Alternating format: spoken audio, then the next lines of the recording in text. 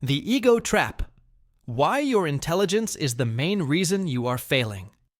You are not stuck because you lack the brainpower to figure a way out. You are stuck because your intelligence has built a complex, bulletproof labyrinth of justifications that is keeping you trapped in a prison of your own making. I know exactly what goes on inside that head of yours. It's noisy, isn't it? It's like a supercomputer that never shuts down. You have spent your entire life being the smart one. Maybe you were the gifted kid in school who didn't have to study to get A's. Maybe you are the person everyone comes to for advice because you can analyze a situation from 12 different angles in 30 seconds. You pride yourself on your logic, your rationality, your ability to foresee problems before they happen. But let's look at the actual results, shall we? If you are so smart, why are you so unhappy? If you have all the answers, why is your life currently stagnant? You look around at people who you secretly consider to be, let's be charitable and say, less intellectually gifted than you. You see them getting promoted. You see them starting businesses. You see them in happy relationships. And you think, how? They are stumbling through life blindly, while I have calculated every variable. It drives you mad. You feel a mix of superiority and deep, crushing envy. You tell yourself they are just lucky, or that the system is rigged for mediocrity.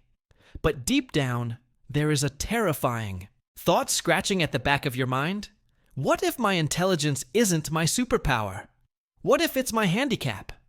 Here is the promise I am making to you. By the end of this video, you are going to understand how your high IQ has become a high-performance engine for self-sabotage. You are going to see how being smart has actually made you stupid in the ways that truly matter. And I'm going to show you how to dismantle that ego trap before it turns you into a bitter, cynical observer of a life you were too afraid to actually live. We live in a society that worships intelligence. We treat the brain like a god. We think that if we can just think hard enough, we can solve the puzzle of existence. We believe that success is a math problem, and if we just get the formula right, the output will be happiness. This is the great lie of the intellectual. The problem is that intelligence, raw processing power, is not wisdom. In fact, in the hands of an insecure ego, intelligence is dangerous. Why? Because the smarter you are, the better you are at lying to yourself. If a person with average intelligence does something stupid, like texting their toxic ex, they usually know it's stupid. They feel a simple regret. But you? Oh no. You don't just text your ex. You construct a 10-point dissertation on why reaching out is actually the mature, dialectical approach to closure, referencing Freud and modern attachment theory. You use your vocabulary and your logic to dress up your emotional impulses in a tuxedo. You are not analyzing reality. You are rationalizing your fears. This is the smart person's disease. You use your intellect to build a fortress around your vulnerabilities. You overthink every decision, not because you are thorough, but because you are terrified of being wrong. You analyze every possible outcome of a project, a conversation, or a career move, and you find a flaw in all of them, so you do nothing. You call it critical thinking. I call it cowardice with a PhD. You have convinced yourself that your ability to critique the world places you above it. You sit on the sidelines, judging the players on the field. You scoff at their bad form, their clumsy attempts, their lack of nuance. But here is the brutal reality. The clumsy idiot running down the field is scoring points while you are rotting in the stands, clutching your perfect theories. You think you are protecting yourself from failure, but you are actually protecting yourself from life. I want to tell you about a guy I knew. Let's call him Thomas. Thomas was, by all standard metrics, a genius. He read philosophy for fun. He could code in 3 languages, and he could deconstruct a movie's plot holes better than any critic. Thomas wanted to be a writer. And not just a writer, he wanted to write the great American novel. For 5 years, I watched Thomas work on this book. He had elaborate outlines. He had character sketches that went back 3 generations. He researched the architectural history of the city where the story was set so every detail would be accurate. We would meet for coffee, and he would talk for hours about the themes of his book, the symbolism, the narrative structure. It sounded brilliant. But he never actually wrote the damn thing. Every time he sat down to write prose, he froze. Why? Because the sentence on the page never matched the perfect shimmering ideal in his head. His taste was impeccable, which meant his own rough drafts disgusted him. He was so smart that he could instantly see every flaw in his own work, and that criticism paralyzed him. Meanwhile, there was another guy in our circle, Mike. Mike was simple. Mike didn't know about narrative structures or symbolism. Mike just liked to tell stories about robots. Mike wrote a messy, cliché-ridden sci-fi book in 6 months. It wasn't Shakespeare, it was trashy. But he finished it. He self-published it. He got some bad reviews. He learned. He wrote another one. 5 years. Later, Thomas was still at that coffee shop, still talking about his masterpiece, still critiquing the lowbrow culture of the bestseller list. He had become bitter. He looked at me with these tired, cynical eyes and said, "People just don't appreciate real art anymore." But Mike? Mike was on his 5th book. He had a fan base. He had quit his day job. He wasn't a genius, but he was free.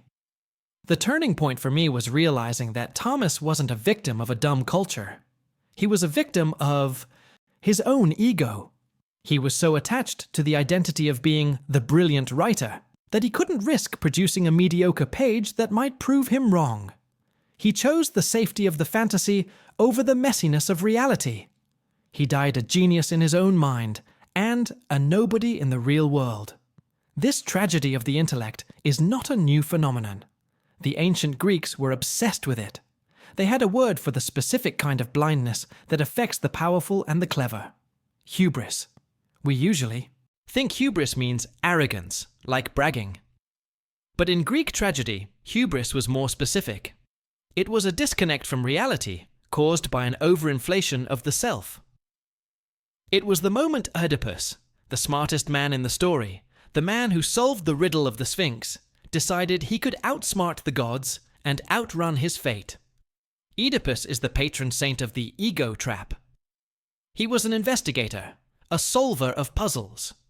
When a plague hit his city, he used his intellect to find the cause. He interrogated, he analyzed, he pushed. He was warned by the blind prophet Tiresias, a man who couldn't see the world but could see the truth, to stop looking. But Oedipus thought, "I am the smart one. I can handle the truth." And what happened? His intellect led him directly to the horrific realization that he was the problem. He had killed his father and married his mother. His intelligence didn't save him. It accelerated his destruction because he lacked sophrosine, the Greek concept of temperance, of knowing one's limits, of understanding that the map is not the territory. Move forward to the 20th century, and you see this with the best and the brightest in the United States government during the Vietnam War. These were the smartest men in the country. Harvard deans, Ford executives, statistical geniuses. They had all the data. They had the spreadsheets. They had the IQ. And they orchestrated one of the biggest disasters in history because they thought war could be solved.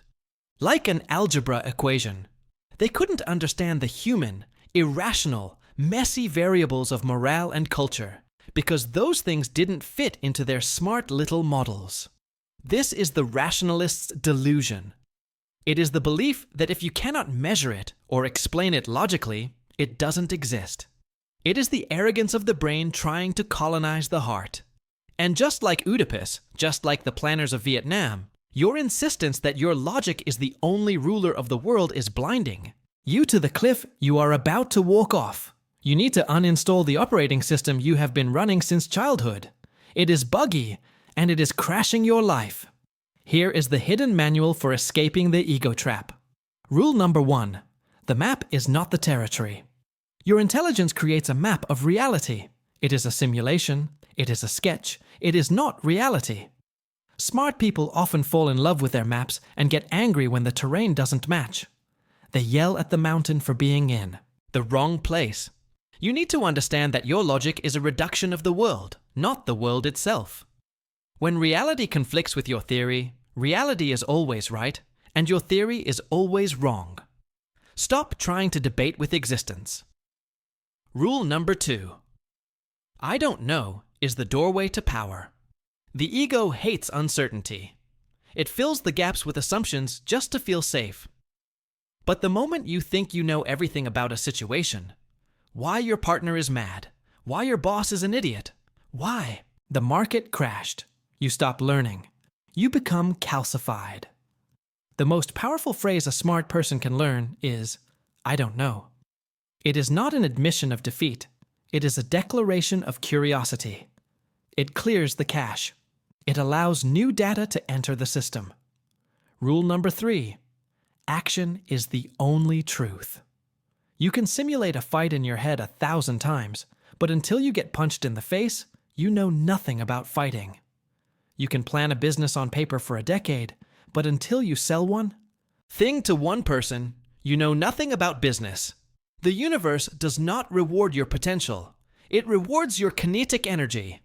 A mediocre plan executed violently today is infinitely better than a perfect plan executed next week. Stop masturbating with your mind and start getting your hands dirty. So, how do we break the loop? How do you stop being a smart failure? First, you must practice controlled stupidity. This is a technique where you deliberately turn off your critical analyzer during the early stages of any endeavor. When you are brainstorming, drafting, or starting a new hobby, give yourself permission to be an idiot. Write the bad sentence. Ask the dumb question in the meeting. Dance offbeat. You need to retrain your brain that imperfect does not mean unsafe. You need to lower the bar so low that you can actually step over it. Second, institute the 70% rule.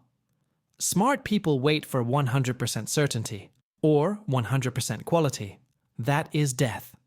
From now on, you launch at 70%. If you have 70% of the information, make the decision. If the project is 70% good, ship it.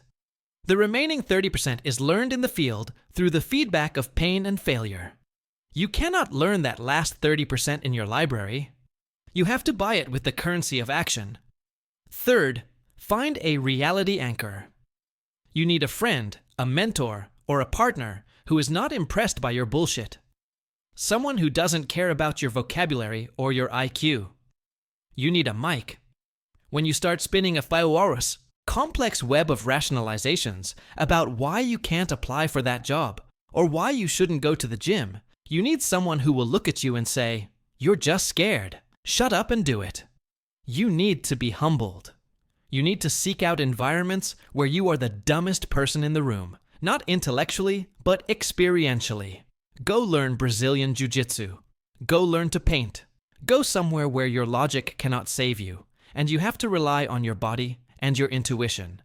Here is the uncomfortable truth that hurts the most. Your intelligence has become your defense mechanism against vulnerability. You think that if you are smart enough, you won't have to feel pain. You think you can outwit heartbreak, outplan failure, and outthink death. But you can't. You are human. You are a messy, fleshy, emotional animal just like the rest of us. And that is okay. The moment you surrender the need to be the smartest person in the room, you become something far more powerful. You become effective. Imagine what you could do if you took all that processing power you currently use to defend your ego and instead used it to learn from your failures. Imagine if you stopped trying to be right and started trying to be better. You have a Ferrari of a brain, but you have left it in the garage because you are afraid of scratching the paint. It is time to open the garage door. It is time to drive the car. You are going to scratch it. You are going to dent it. You might even crash it. But that is what the car is for. It is meant to be driven, not worshipped. So ask yourself, do you want to be a pristine, perfect, intelligent statue that no one touches and no one remembers? Or are you willing to be a scarred, scratched, bruised human being who actually went on the journey? Stop thinking. Start living. The world is waiting for you to show up, not to submit a report on why you haven't arrived yet.